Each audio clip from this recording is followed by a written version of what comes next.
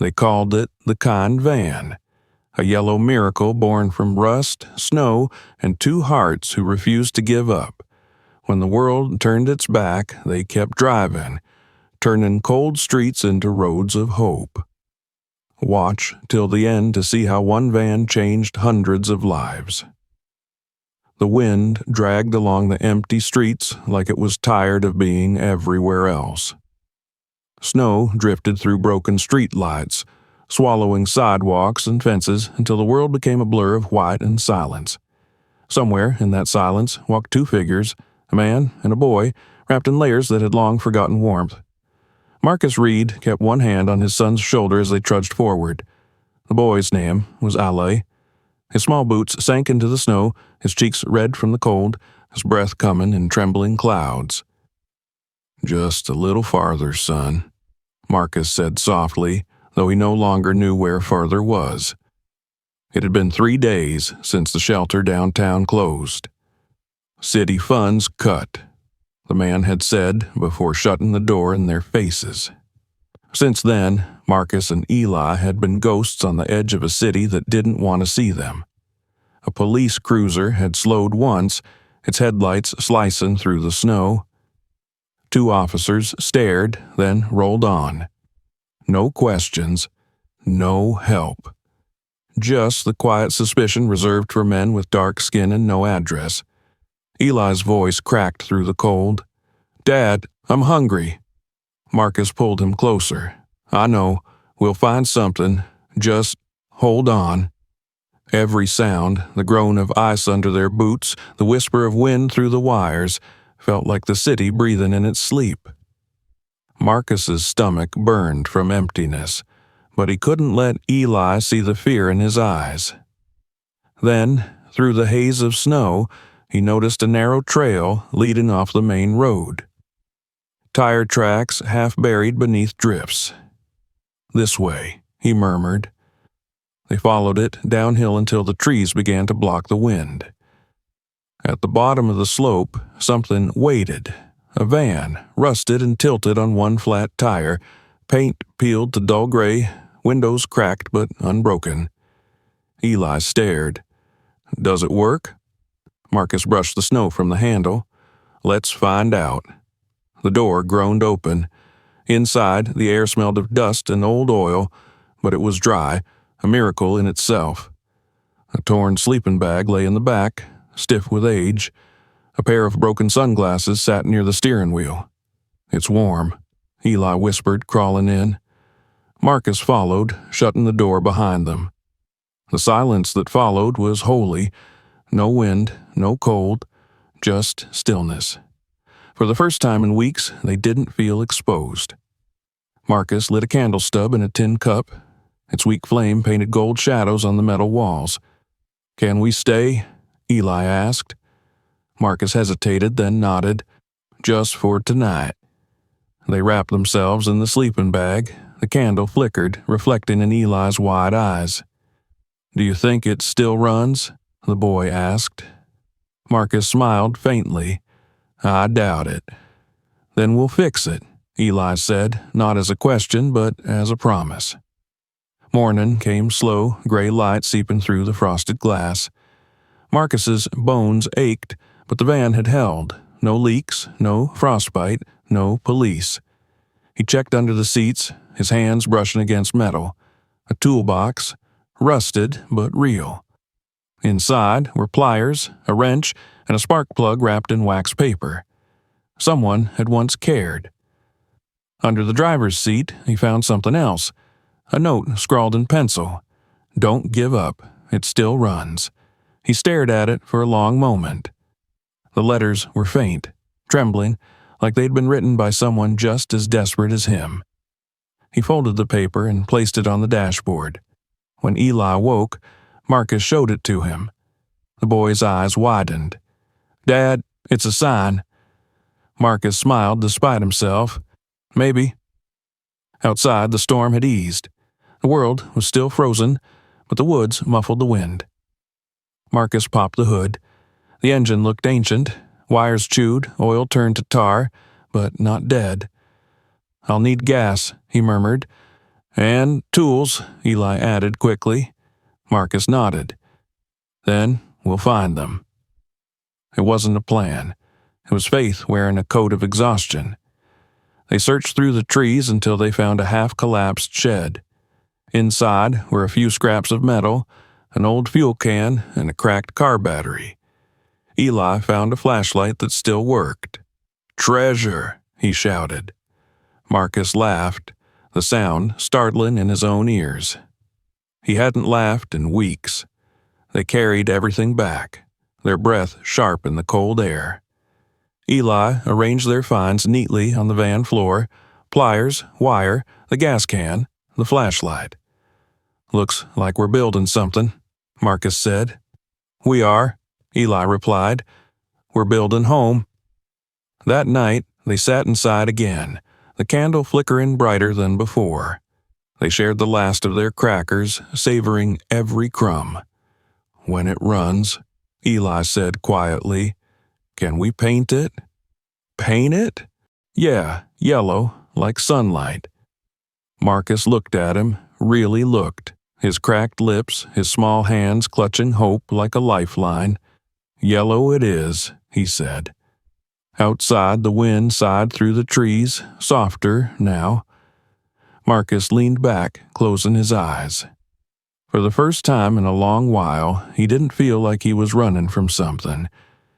He felt like he was heading toward something. The van creaked. The candle danced, and somewhere deep in its rusted heart, Marcus swore he could almost hear it breathe. A whisper, a promise. Don't give up. It still runs. By the second morning, the van didn't feel like a hiding place anymore. It felt like a chance. Marcus woke up before Eli. He lay still for a moment, listening to his son's breathing. Slow, steady, safe. That sound alone was enough to make his chest tighten. Too many nights he'd stayed awake just to keep watch. Too many mornings had started with moving before dawn, so security wouldn't ask questions. Here, in this van buried in trees and snow, nobody was banging on the glass. Nobody was telling them to leave. He whispered, mostly to himself, "We're keeping this." Then he got to work. The hood groaned when he opened it. Cold air flooded in, biting his fingers. The engine looked tired. Age, neglect, hunger.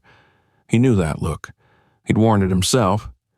He leaned in, wires chewed, belts loose, oil sitting at the bottom of the block like sludge. Battery cracked along the top, but not shattered. Old, but not dead. Marcus let out a slow breath. "You're not gone," he murmured to the van. "You're just cold." He'd talked to machines his whole life, back when there was a garage, a paycheck, a union card with his name on it. Before the plant laid off half the line. Before the landlord needed the unit back for family. Before everything in his wallet turned into expired. Now it was just him, his son, and a van that might still run.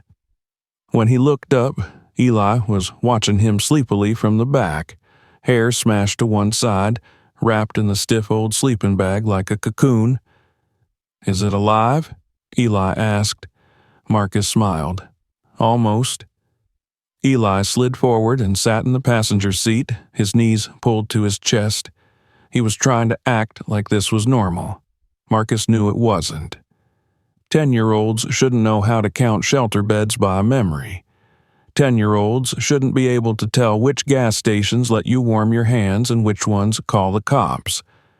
But Eli didn't complain. He never complained. "I can help," Eli said. "You will," Marcus said. They started small. They always had to start small. First, warmth. No point fixing anything with hands you can't feel. Marcus dug through the van until he found a metal cup and, under the passenger seat, a dented thermos. He shook it.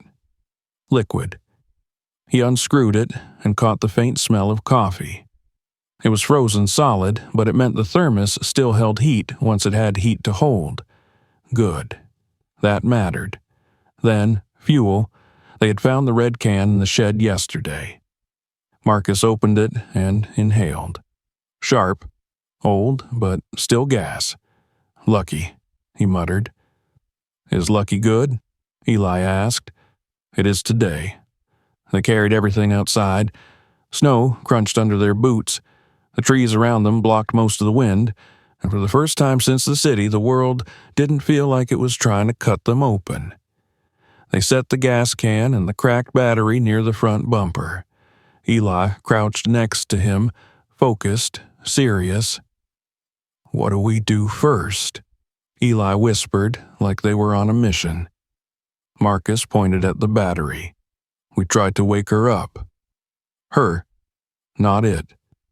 He cleaned the contacts with the corner of his sleeve, then used the pliers from the toolbox to scrape away corrosion. His fingers stung in the cold, but he didn't stop. He couldn't. The work felt like breathing. It felt like being himself again. When he pushed the battery back into place and tightened it down, Eli leaned in close. Can I turn the key? Eli asked. Not yet. Why not?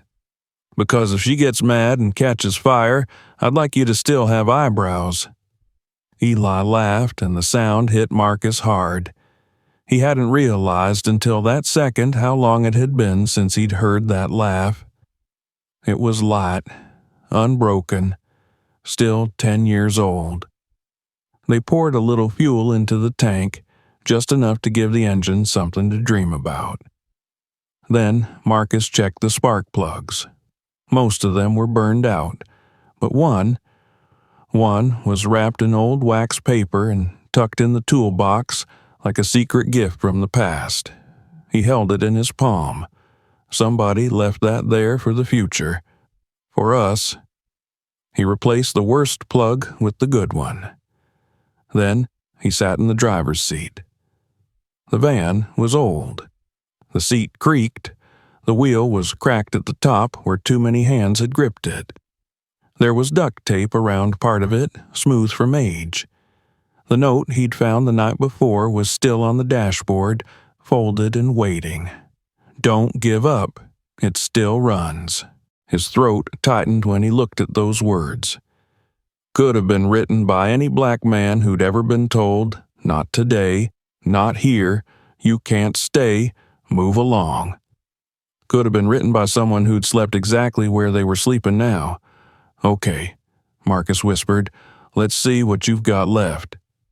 Eli slid into the passenger seat, hands clasped as if praying. Marcus turned the key. Click. Silence. He turned it again. Click. Low choke. A cough somewhere deep in the block. Then quiet. Eli held his breath. Did it almost? Almost, Marcus said. Almost was not no. Almost was hope. They tried again. Click. Grind. A spit of sound. Then nothing.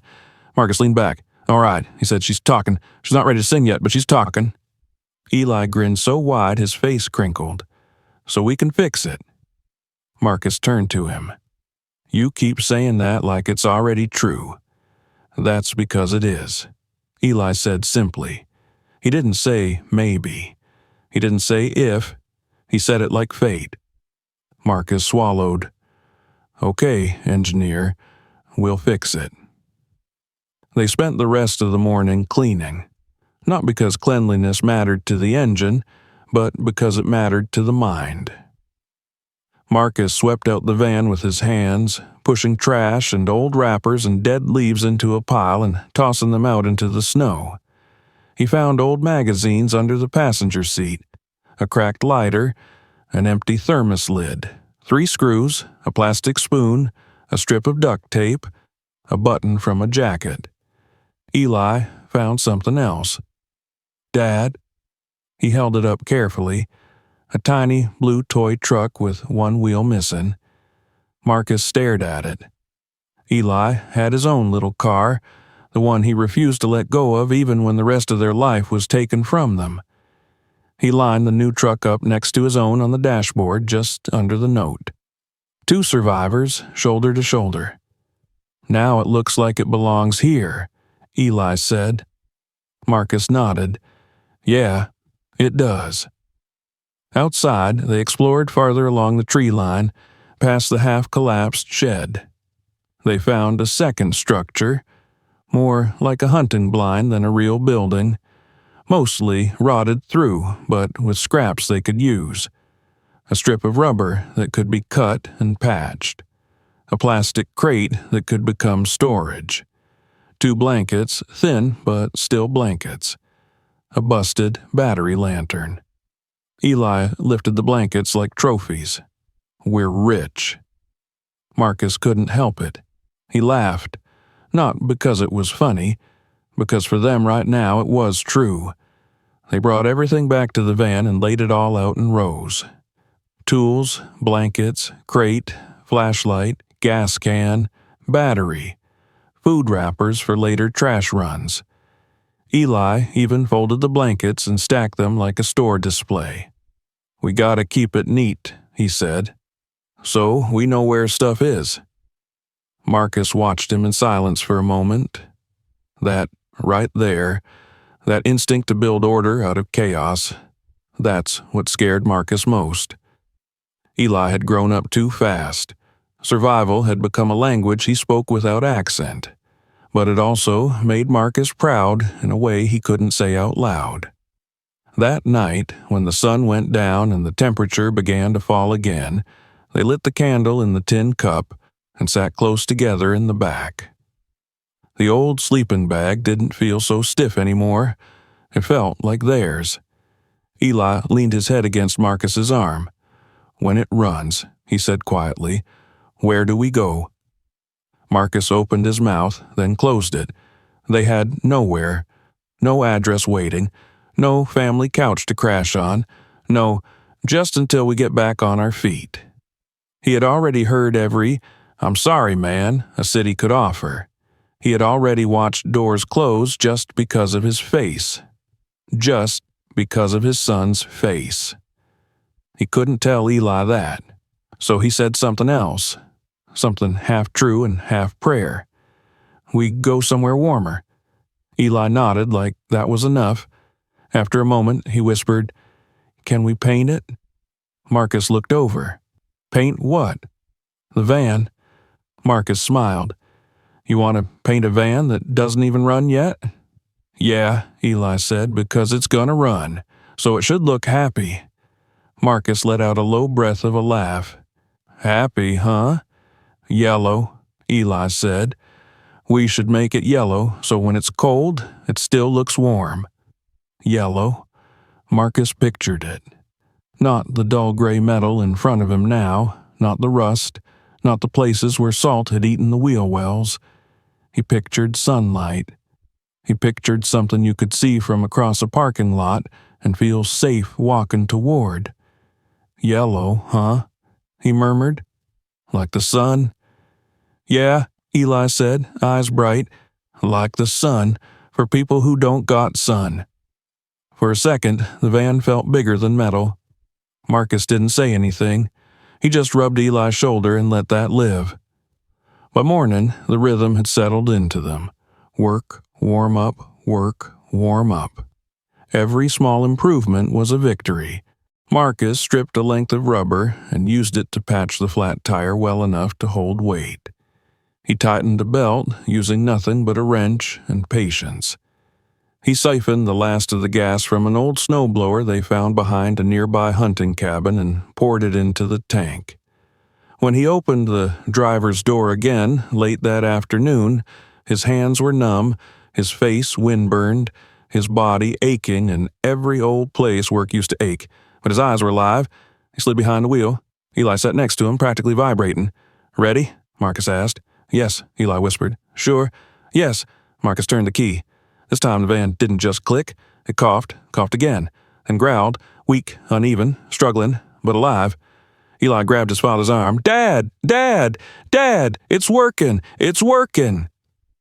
Marcus felt the sound travel through the frame, through his hands, through his ribs. It wasn't smooth. It wasn't pretty. It was perfect.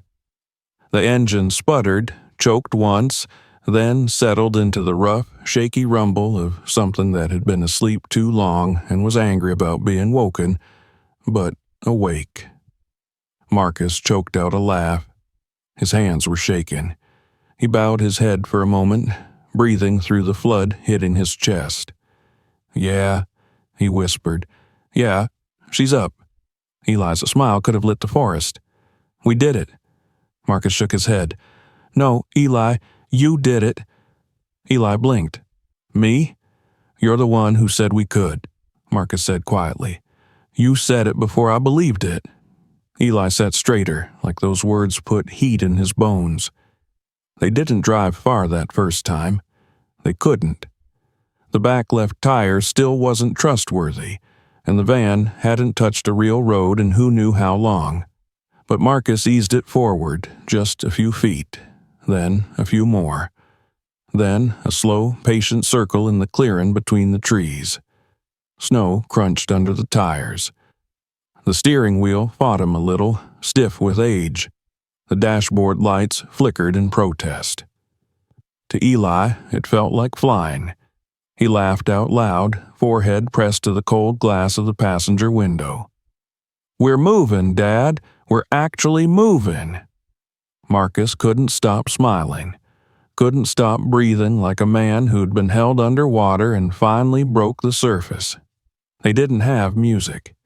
The radio was dead, wires hanging loose like veins. So Eli sang. Of course he sang. He started low, shy, then louder, confident. The song about the mountains, the one his mother used to like, Marcus joined in quietly, voice rough, off-key, too full of memory. The kind of singing that hurts and heals at the same time. For a moment, the clearing wasn't just a clearing. It was a road. It was freedom. It was proof. When the engine began to stutter again, Marcus eased the van back to where it had been resting. He shut it off gently, almost like tucking it into bed. The world around them had turned gold. Sunlight bent through the trees, turning the snow to fire. Inside the van, it felt, for the first time in too long, warm. Eli leaned back in the seat, eyes heavy. "It's ours now," he mumbled. Marcus looked around the cabin. The cracked dash, the candle cup, the toolbox, the folded note on the dash, the toy trucks, the blankets, the boy. He nodded. "Yeah," he said softly. "It's ours." Outside, the forest breathed. Inside, the van settled with a soft creak, like it had been waiting for them all along. Later that night, when Eli finally slept, Marcus sat in the driver's seat alone. He unfolded the note again. "Don't give up, it still runs." Underneath those words, in the dim flicker of a candle, he whispered back, "Yeah," he said, "you were right." Then, quieter, almost afraid to say it out loud, "We're gonna make her yellow." He smiled to himself. "Sun on wheels," he whispered. "So, nobody feels cold when they see us coming." He didn't know it yet, but that promise, paint it yellow, make it warm, make it for more than just us, that was the moment the van stopped being shelter and started becoming purpose. That was the first spark. That was the beginning. By the time the next week came, the van had changed from a shelter into something alive. Marcus had patched its wounds, cleaned the rust until it shone in places, and scrubbed the windshield until the cracks caught light like veins of glass. Eli's yellow paint, uneven, blotched, beautiful, dried across the doors in streaks of sunlight. The words, "the kind van," stood crooked but proud across the back. They didn't plan what came next. It just happened. It started with a man under a bridge wrapped in a trash bag for warmth. His name was Carl. Marcus saw him shivering as they drove past the old freeway exit. He hit the brakes before thinking. "Dad?" Eli asked. Marcus stared through the glass. "He looks cold." Eli didn't hesitate. "We have the blanket." They parked under the bridge. The engine ticked softly, like a heartbeat. Marcus stepped out into the wind and held the blanket toward the man. Carl's eyes were wary. He'd seen too many hands that offered and then took. It's clean, Marcus said gently. We got it spare. The man studied him, noticed the boy in the van's window. His shoulders dropped a little. He reached out, fingers trembling, and took it. Ain't many folks stopped their car for me, he muttered. Marcus smiled faintly. We're not most folks. When Marcus climbed back in, Eli was grinning. You did it, he said. No, Marcus said quietly. We did. From then on, stopping became natural. Every face they passed seemed to matter. They started keeping extra food in the van, cans, fruit, packets of soup. Eli called them missions. Mission warm hands, he said one day, wrapping a spare pair of gloves in paper. Mission bread. Another day, when a bakery owner gave them loaves at closing time. Mission smile, when they left small notes on benches. You matter. The cold won't last forever. Sometimes people didn't trust them. Doors slammed, eyes narrowed. Once, a white store clerk told Marcus to move along before he even opened his mouth. We're not begging, Marcus said calmly. The man snorted. You people always say that. Marcus's jaw tightened. He turned, took Eli's hand, and left. On the way out, Eli whispered, You people? Marcus squeezed his son's fingers. Some folks never see past what's easy, he said. We'll show them something better. That night, they parked near the river. The moonlight turned the yellow paint into gold. Marcus watched his son sleeping, and for the first time the ache in his chest didn't feel like loss. It felt like direction. They began driving routes through town, abandoned lots, closed shelters, alleys behind diners. The van moved like a slow pulse through the city's frozen veins. They learned which corners were safe, which gas stations let them refill hot water, which people nodded when they saw the yellow van instead of looking away. One morning, a police cruiser pulled behind them. Lights flashed. Marcus's heart pounded. He rolled down the window, hands open on the wheel. The officer, pale-faced and young, leaned in. What's this? He asked. You selling something out of this van? No, sir, Marcus said evenly, just helping folks.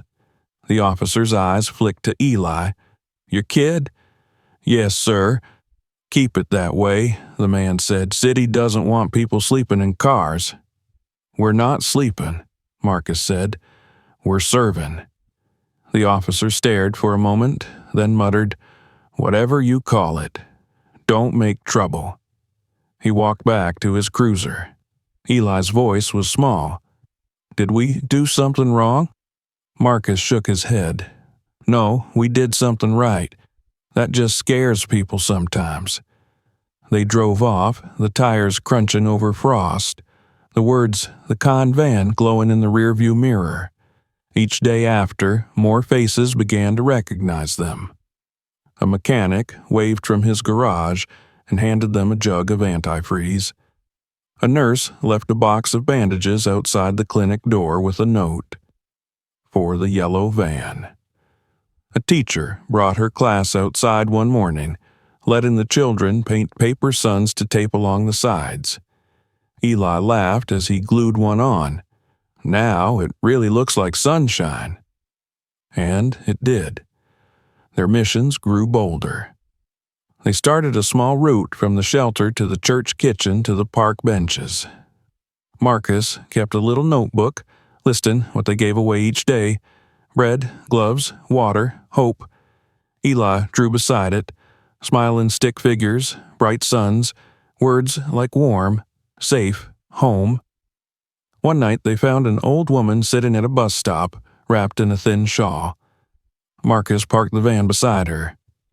Bus stopped running an hour ago, ma'am, he said gently. She looked up. So did I, she whispered. Eli climbed out, carrying a cup of soup. You can warm up inside. She hesitated, then followed him. The heat from the van hit her face, and she sighed. Lord, I forgot what warm feels like. When she finished eating, she touched Eli's hand. You two angels? Marcus smiled softly. Just drivers. She shook her head. No, baby. Angel's got wheels now. That line stuck with Marcus long after she left. The next day, he painted over one of the rust spots above the rear bumper and wrote it there himself. Angel's got wheels. That evening, as the sun bled into the snow, Marcus looked at the van. The yellow paint caught the last light. It wasn't just a vehicle anymore. It was a story rolling through the city. A story that said you are not forgotten. They spent that night near an underpass, engine idling low, heater ticking. Eli fell asleep against his father's shoulder, the flicker of the dashboard lights dancing across his face. Marcus whispered into the quiet, "This van ain't just ours anymore, son. It belongs to whoever needs it next." He watched the breath rise from his lips like prayer smoke and fade into the warm air. Outside, snow began to fall again, soft as forgiveness. The next morning, when they pulled onto the road, Marcus saw their reflection in a store window, a yellow van moving slow, steady, bright against a gray world. He smiled. The note on the dashboard caught the light. "Don't give up. It still runs." And now, he thought, so did they. The letter didn't look like anything important. It wasn't stamped official. It wasn't from an agency. It wasn't threatening to follow up within 30 days. It was just a plain white envelope with 4 words on the front, written in blue ink that had bled a little from cold air, for the yellow van. Marcus almost threw it out with the fast food napkins and empty cups, but Eli caught it. "Wait," he said. "That's us." They sat in the van outside the community center, engine off, their breath fogging the glass. Snow had started falling again, light, drifting, but steady. Eli held the envelope in his mittened hands like it was breakable. "You want to open it?" Marcus asked. Eli shook his head. "It's probably for you." Marcus snorted. "People don't usually send me mail unless they want money I don't have." But he opened it anyway. Inside was a single brass key on a ring, heavy, old, used. Along with it, one folded sheet of paper. He unfolded it and read in silence. Then he read it again. Then he exhaled. Slow. "Dad," Eli whispered. "What is it?" Marcus's voice felt too big for his throat. "It's an address." "Whose address?" "Ours," he said. Eli's eyes widened. "We got an address?" Marcus looked back at the note. It was written in a careful, steady hand. Not fancy, not dramatic, just honest. "My brother Ray ran a repair shop for 32 years. He fixed everything for everybody, whether they could pay or not. He said if a machine can still run, you don't junk it. You help it. He passed last year. The shops have been empty since. The rent's paid through summer. I've seen what you and your boy are doing in that yellow van. He would have wanted you to have this place. Use it to fix more than engines." Marcus didn't speak for a moment. Then Eli leaned forward in his seat, eyes bright like streetlights. "Dad," he whispered, "we just got a garage." He said it like other kids said, "We just got a house." Marcus felt something crack open in his chest. Not pain. The opposite. Relief so sharp it almost hurt. "Let's go," Eli said. "Now?" "Yes, now." Marcus smiled. "Yes, sir." They drove. The address took them past old brick buildings, past closed factories, past the part of the city people called "no reason to go there unless you live there," which meant everyone else just pretended it wasn't real. The snow turned to slush under the tires. The van hummed, low and stubborn, like it understood this trip mattered. Finally, they turned down a side street and saw it. The place wasn't pretty. The sign over the roll-up door used to say Ray's Garage, but half the letters had fallen. All that was left now was Ray's Gare. One of the windows was boarded. The other still had glass, but it was dusty and stained with sun. The brick was old and scarred, like a face that had seen a lot and stayed standing anyway. To Marcus, it was beautiful. To Eli, it was holy. "Open it," Eli whispered. Marcus stepped out into the cold and walked up to the door. Not the big rolling one, the side door, the people door. He held the brass key in his hand for a moment first. When was the last time he'd held a key that belonged to him? He placed it in the lock and turned. The door clicked. He pushed it open. The air that rolled out smelled like oil, dust, rubber, metal, old work, old sweat, old effort, all the things he understood best.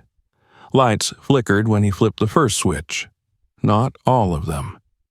But one row near the back came alive, buzzing weakly, painting pale yellow across the concrete floor. Eli stepped inside and went silent. Tools still hung on the wall. Wrenches, ratchets, pry bars. A rolling cart sat in the center of the floor like someone had just stepped away and never came back. In the corner, an air compressor. An actual lift in the ground. Work tables, shelves, coffee cans full of bolts and washers sorted by size. It didn't feel abandoned. It felt like it had been waiting. "Dad," Eli breathed, This is... "Yeah," Marcus said. His voice wasn't steady. "Yeah, I know." He walked farther in, running his gloved hand across one of the workbenches. Dust came up in a soft gray wave. Under it, the wood was scarred, cut, stained black with years of fixing other people's emergencies. He'd missed this. Not the hunger, not the cold, not the being watched like a problem everywhere he stood, but this right here, this was him. There was a bulletin board on the far wall. Old invoices, Polaroids, a calendar stuck on March from last year. A handwritten sign that said, "Cash only, we don't do credit." Underneath that, in different handwriting, except for Mrs. Lopez. Mrs. Lopez is family. Marcus smiled. People like Ray understood the world. "Dad," Eli said, walking toward the back. "Come here." Marcus followed him. On the back wall, above a battered metal desk, something had been taped up long ago. Paper, yellowed with time. Pencil handwriting, almost faded away. It said, "Don't give up, it still runs." Marcus stood there and swallowed hard. Same words, exact same words. The note in their van, the message that carried them through the snow, the first proof that they weren't done. It was here too, like the place itself was already speaking to them. Eli looked up at him with huge eyes. "Dad," he whispered, "this is the same. It's the same." Marcus reached out and rested his hand flat on the paper. He didn't pull it down. He didn't frame it. He just touched it, like people touch church doors. Then he nodded once. "We're keeping that," he said quietly. They spent the next hours exploring, opening drawers, testing lights, rolling up the big door, just to feel the way the building breathed when it wasn't shut tight. Outside, the street was empty. Inside, the echo of their voices finally sounded like belonging. They had to clean, of course. Every corner had dust in it. There were oil stains old enough to vote. A stack of tires leaning against the wall like they were asleep. A cracked radio that still turned on if you twisted the dial just right. They swept until their arms ached. Marcus mopped the floor twice just to see the gray turn lighter. Eli wiped down tool handles and lined them up in perfect rows like soldiers waiting for orders. At some point, Marcus stopped and just watched his son. Eli was humming while he worked. Humming. Light. Relaxed. Not shivering, not hunched, not looking over his shoulder, not pretending he wasn't scared. Just here. Just safe. Marcus had to sit down on a low stool because his knees felt weak. This was the first safe place Eli had had in a long time that wasn't on wheels. They stayed late. Too late. Long past sunset. The cold outside turned sharp and blue, but inside the garage the air held its own warmth from the work they'd done. When hunger finally came back loud enough to notice, they took a break. They sat on overturned crates, passing half a loaf of bread back and forth, dipping it into a can of heated soup. Eli leaned against him, tired and glowing. "We're naming it," Eli said through a mouthful. "It needs a name." "The garage?" Marcus asked. "Yes, we named the van. We have to name the place." Marcus tilted his head, pretending to think hard. "What about Ray's? We could call it Ray's." Eli shook his head instantly. "That was his name. This is ours. It has to match us." Marcus smiled. "Oh, it has to match us?" "Yes," Eli said. "The van is the kind van." He raised his eyebrows. Marcus chuckled. "So this is the kind garage," Eli said, certain. Marcus let the words sit in the air. The kind garage. He liked how it sounded. More than liked it. It felt right in his chest. Not fancy, not polished, not trying to be impressive. Just true. "The kind garage," he repeated softly. "Yeah, that's exactly what it is." Eli grinned. "We're going to fix stuff for people, right?" Marcus nodded. "Yeah, we're going to fix stuff for people. And not just engines," Eli said. Marcus looked down at him. That was the whole point, wasn't it? Not just engines. People came into the van shivering, shaken, small. People who had been ignored, pushed out of stores, told, "We're closed," when the sign said, "Open." People who were watched like thieves just because they were black. Just because they were poor. Just because they made the sidewalk uncomfortable for somebody. The van gave them 15, 20, 40 minutes of heat and food and human eyes that didn't judge. The garage could do more than that. It could be a place to sit, to breathe, to not get moved along, to not get told, "You can't stay here." To put bags down without worrying someone would take them. To exist without apologizing for it. Marcus looked around at the concrete floor, the oil stains, the high ceiling, the tools on the wall. He could see it. He could really see it. People coming in with a broken something and leaving with more than that fixed. He turned to Eli. "Yeah?" he said quietly.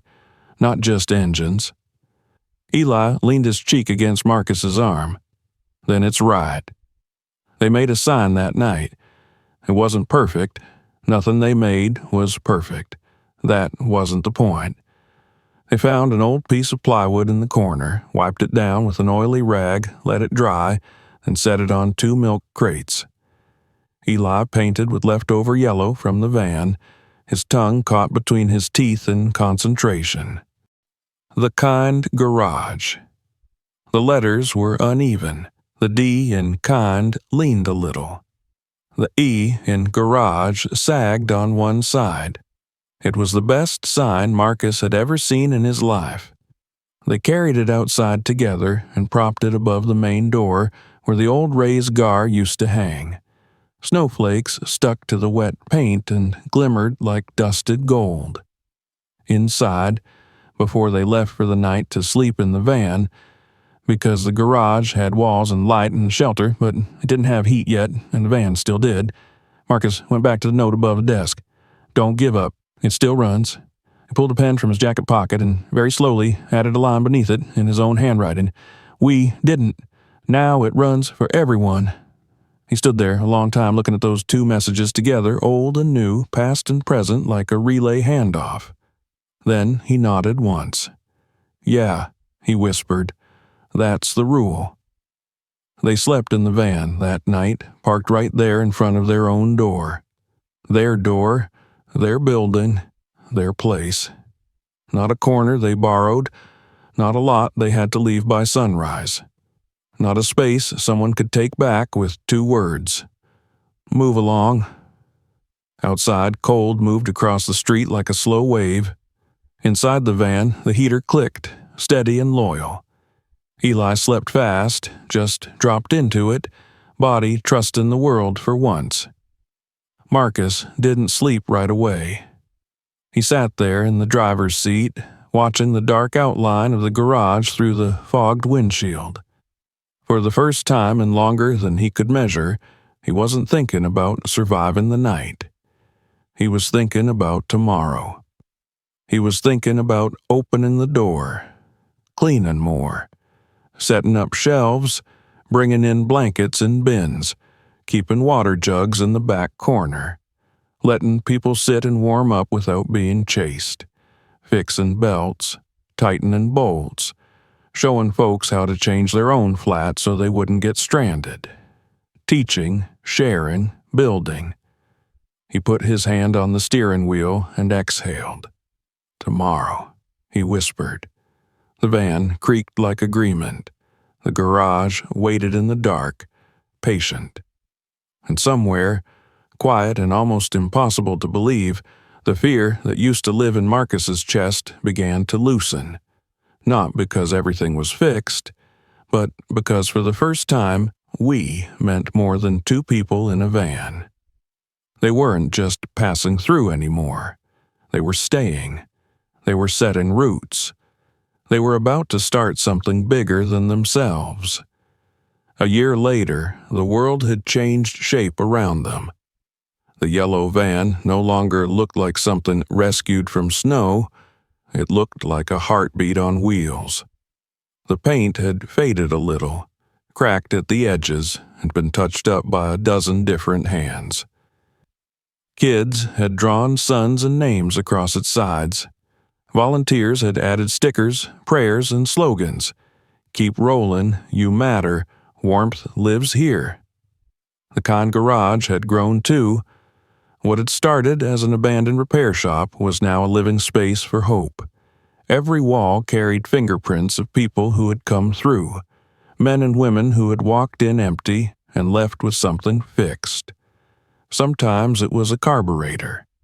Sometimes it was courage. Marcus stood in the doorway one early morning, coffee steaming in his hands, watching the light creep across the floor. The smell of oil and bread filled the air. The bakery down the block always left a bag for them before sunrise. He could hear Eli humming somewhere near the back, painting another small sign to hang on the wall. They didn't talk much about the past anymore. The past had lost its hold. What mattered now was the rhythm of purpose. Mornings for service, afternoons for routes, evenings for stories and repairs. The Kahn van still ran every day, carrying blankets, hot soup, and second chances. One afternoon, Eli burst through the garage door, cheeks flushed. "Dad, you have to see this." Marcus looked up from under the hood of a truck. "What's wrong?"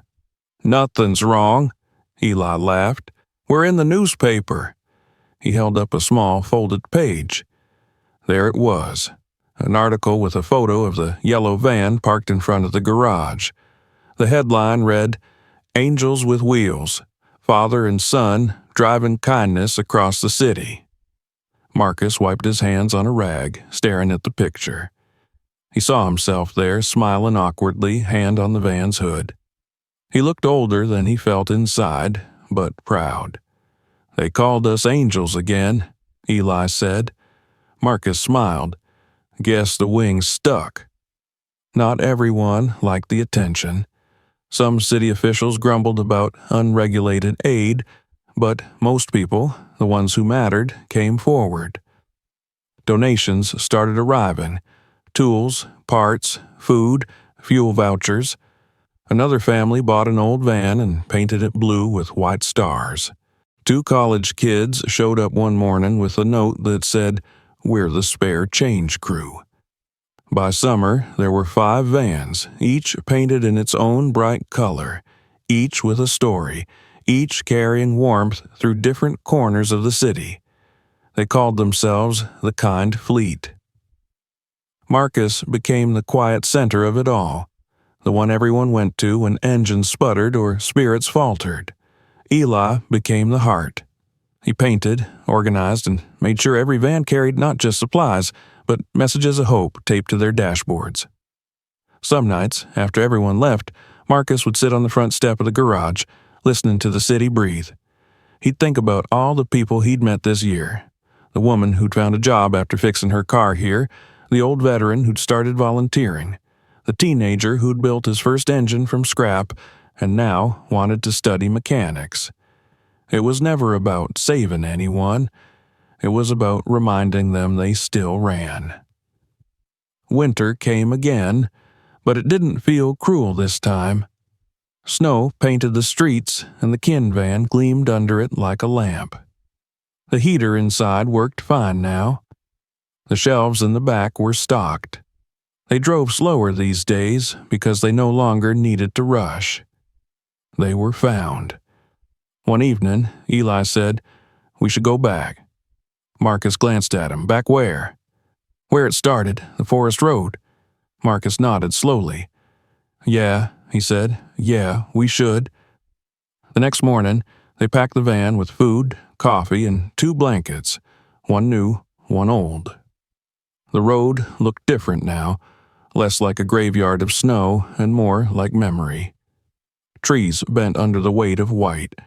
The air was still. When they reached the spot, Marcus stopped the van. The path downhill was the same. The trees whispered like they remembered.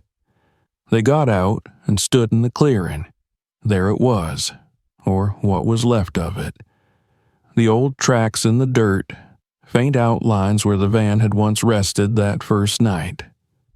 Snow covered most of it, but Marcus could still feel the echo. He set down a small wooden sign they'd carved together the night before.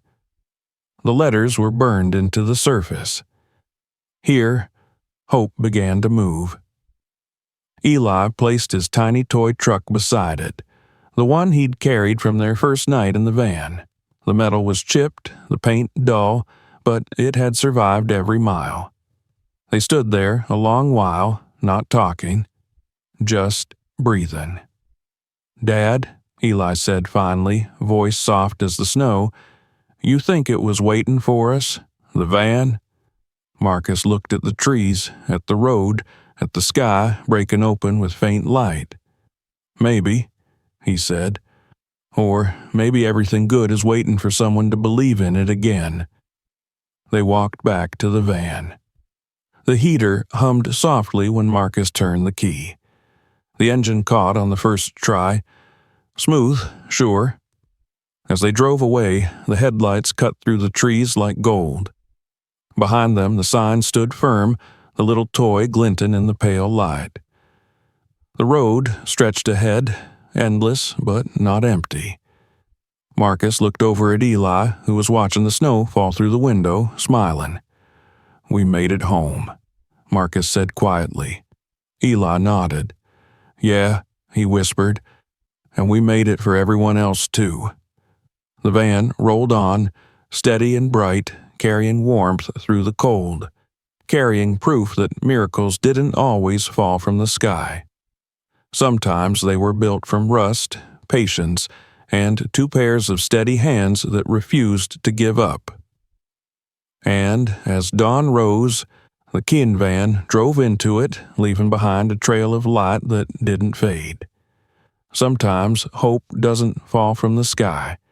It's built by hand, one act of kindness at a time. Their yellow van became more than a shelter. It became a movement, a light that never stops running. Because when you refuse to give up, even broken things can carry the world forward. Subscribe, like, and share this story so more people can feel its warmth. Tell us in the comments where you're watching from. Kindness travels farther together.